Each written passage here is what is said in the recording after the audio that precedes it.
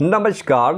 विधानसभा बिहार में चली बहुत बड़ी उठापटक के बीच में नीतीश कुमार मार्वल के सिनेमैटिक यूनिवर्स की तरह नवी बार फिर से मुख्यमंत्री बन गए हैं, क्योंकि उन्होंने सदन में अपना बहुमत सिद्ध कर दिया है। लेकिन इससे पहले बहुत सारी चीज़ें ऐसी हुई जो किसी फिल्मी क्लाइमेक्स से कम नहीं थी। क्या थी, चलिए जानते हैं। चैनल को सब्सक्राइब कर दे भैया। शुरू करते हैं। नीतीश कुमार के बारे में अब ये कहा जाना कम नहीं है या गलत नहीं है कि वो मार्वल सिनेमैटिक यूनिवर्स से भी आगे बढ़ गए हैं। आज ही उनकी मूवी का एक टीज़र आया है।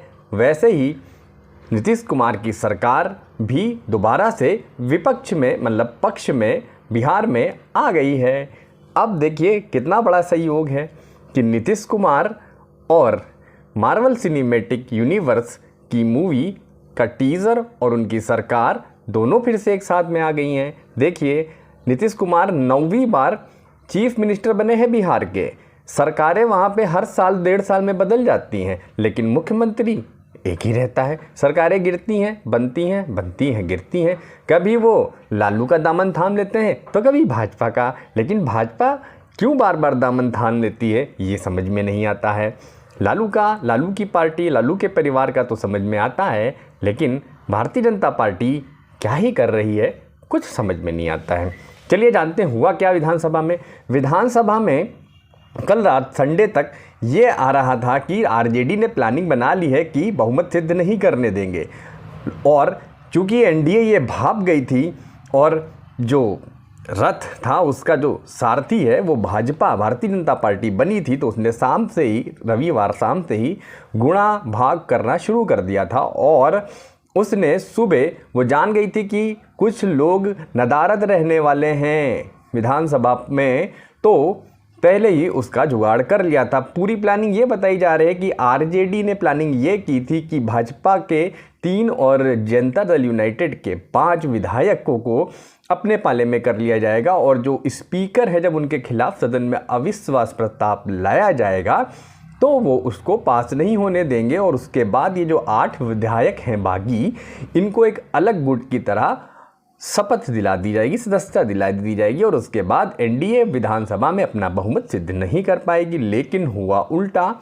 जो एनडीए है उन्होंने आरजेडी के 3 विधायकों को अपनी तरफ मिला लिया, और जब अविश्वास प्रस्ताव आया सदन में स्पीकर के खिलाफ, तो वो 112 के मुकाबले 125 एनडीए दल की से पास हो गया, और जो सदन के स्पीकर थे उनकी कुर्सी चली गई। उसके बाद आरजेडी ने वॉक ओवर कर दिया विधानसभा से, और विधानसभा में एक बार फिर वही हुआ कि नीतीश कुमार मल्टीवर्स जो भी वो चला रहे हैं बिहार में यूनिवर्स, उसमें एक बार फिर से मुख्यमंत्री चुन लिए गए, और इस बार उनके साथी बन गए हैं वही एनडीए मतलब भाजपा वाले। तो अब ये पता नहीं बिहार की जनता के साथ में क्या हो रहा है, और बिहार की जनता क्या चाहती है कि कुछ भी हो जाए लेकिन उनको चीफ मिनिस्टर सिर्फ एक ही मिलता है। भारतीय जनता पार्टी के लिए तो अच्छी बात है, खुश होना चाहिए। भारतीय जनता पार्टी के समर्थकों को, नीतीश के समर्थकों को भी खुश होना चाहिए, लेकिन लालू जी का जो खेमा है वो खुश नहीं होगा, क्योंकि उनके जो बेटे हैं जो कभी डिप्टी चीफ मिनिस्टर बनते हैं, जो दूसरी बार बने थे, वो एक बार फिर से अर्श से फर्श पे आ चुके हैं।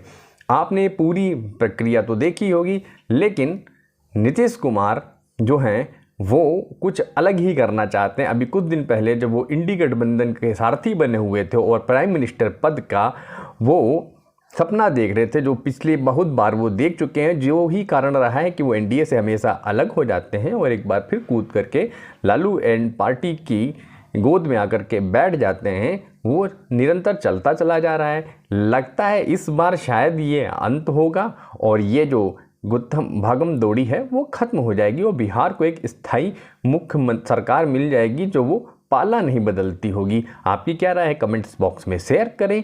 चैनल पे नए हैं तो सब्सक्राइब करें, सब्सक्राइब जरूर करें। तब तक के लिए धन्यवाद।